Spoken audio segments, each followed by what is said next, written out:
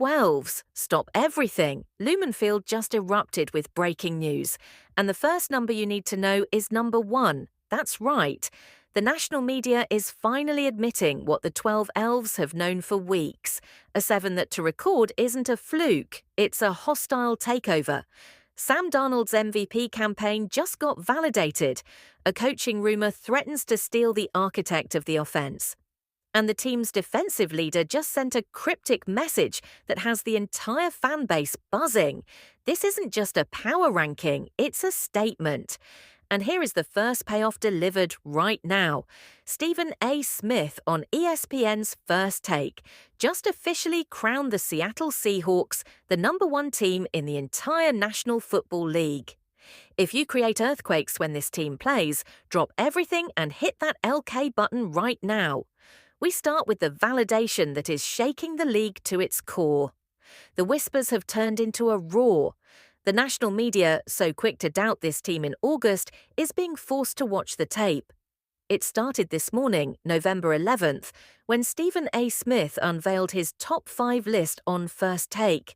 At the very top, ahead of the Rams, ahead of the Colts, ahead of the Lions, he said, and no one, it's the Seattle Seahawks.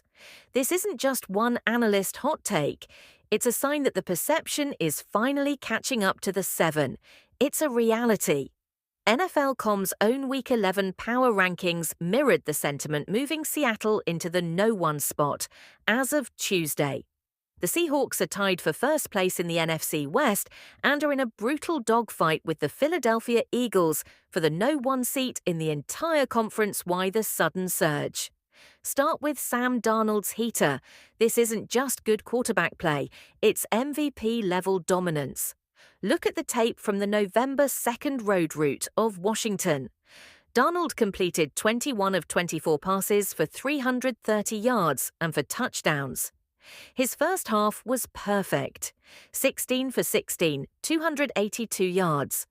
And for scores, he followed that up against Arizona with a 1,012 performance for 178 yards and a touchdown in a game that was over by the second quarter. He just won the FedEx Air Player of the Week, and his MVP odds are skyrocketing. But it's not just Darnold. The front office juiced the wide receiver room at the deadline, trading for the speedster Rashid Shaheed from the Saints. This move reunites Shaheed with offensive coordinator Clint Kubiak and pairs his field-stretching speed with Jackson Smith-Jigba, who has been pacing the entire league in receiving yards. The offense is balanced, explosive, and terrifying. The Washington beatdown featured for different players catching touchdowns.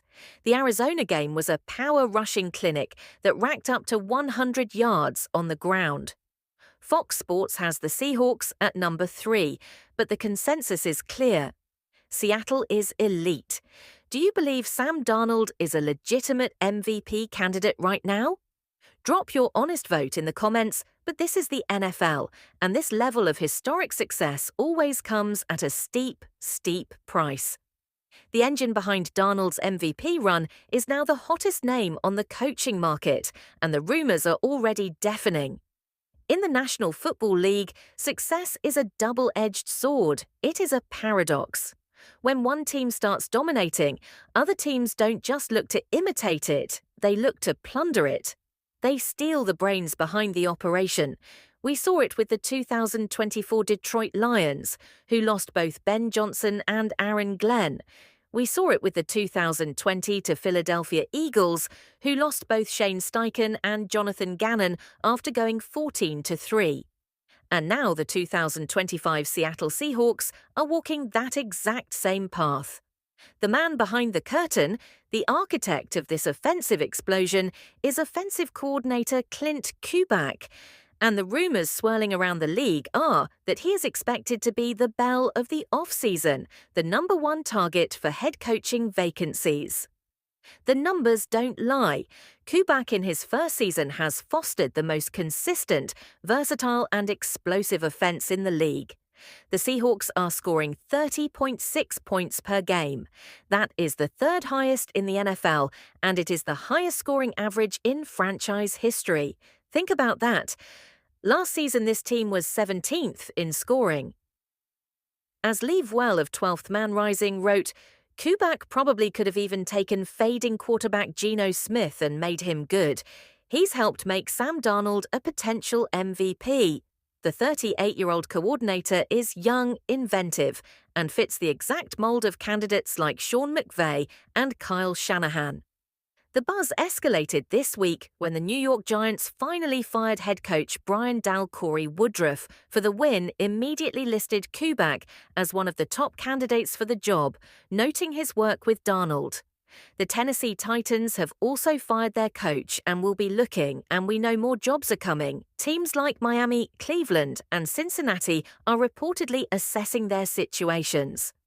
At 7-2, with the second-best margin of victory in the league, Kuback's genius is on full display. How do the 12s feel about this? Is 1 year of historic offense worth the price of losing the man who built it? If you want the Seahawks to open the vault and pay Kuback whatever it takes to stay, smash that leak button. But before we can even worry about the 2026 offseason, the Seahawks faced the single biggest game of the 2025 season. The offense is humming, but the defense just got a cryptic message from its undisputed leader. The entire defensive side of the ball has been holding its breath. The leader, the signal caller, the man who wears the green dot on his helmet, has been silent. Until Tuesday linebacker Ernest Jones, for who was sidelined for Week 10's dominant 44-20 to win over the Cardinals, just sent the 12s into an absolute frenzy. He didn't release a statement. He didn't talk to the media. He went on X and posted a single powerful gift. The crunk ain't dead mean. For those who don't know, that Duke Juice clip shows the rapper being revived before springing up to dance. It has become universal athlete speak for "I'm back" or "I feel lively." The timing is everything. Jones posted this just as the fan base and the media turned their full attention to Week 11. Let's be clear about the stakes. This isn't just any game. This is against the Los Angeles Rams. This is at SoFi Stadium. This is a showdown for first place in the NFC West. Jones exited the Week 9 game against Washington with a right knee issue and was ruled out last week. On Monday, head coach Mike McDonald stuck to the script, calling Jones day-to-day. But this gift changes the vibe, and here's the personal angle that makes this electric. This is a reunion for Ernest Jones. He won Super Bowl 56 with the Rams before landing in Seattle. You know, he has had this game circled since the schedule was released. This isn't just about tackling, it's about communication. Jones is the defensive signal caller. His presence on the field unlocks different packages and alignments for the entire front seven. His return changes the entire complexion of the defense. Now, a social media post is not an official medical update. The real test is the practice report. If he logs limited work and progresses to full by Friday, that's the signal. But the timing, the stakes, and the opponent all point to one thing. The captain is trying to return for the biggest battle of the year. How critical is Ernest Jones to beating the Rams this Sunday? Rate his importance on a scale of 1 to 10 in the comments below. This is the moment. The offense is ranked number 1. The coordinator is a certified genius, and the defensive leader is signaling his return for a revenge game. The NFC West hangs in the balance. 3 stories, 1 destiny. This is the moment the 12s have been waiting for. The national media, led by Stephen A. Smith, is finally crowning the 7-2 Seahawks as the number 1 team in football. Sam Darnold is playing at a legitimate MVP level, validating the front office's belief in him. The offensive architect, Clint Kuback, has built the single highest scoring offense in the history of the Seattle franchise, making him the hottest coaching candidate in the league. And the defensive general, the green dot, Ernest Jones, is dropping cryptic hints that he is back just in time for a revenge game against his former team. This is it. The Seahawks versus the Rams.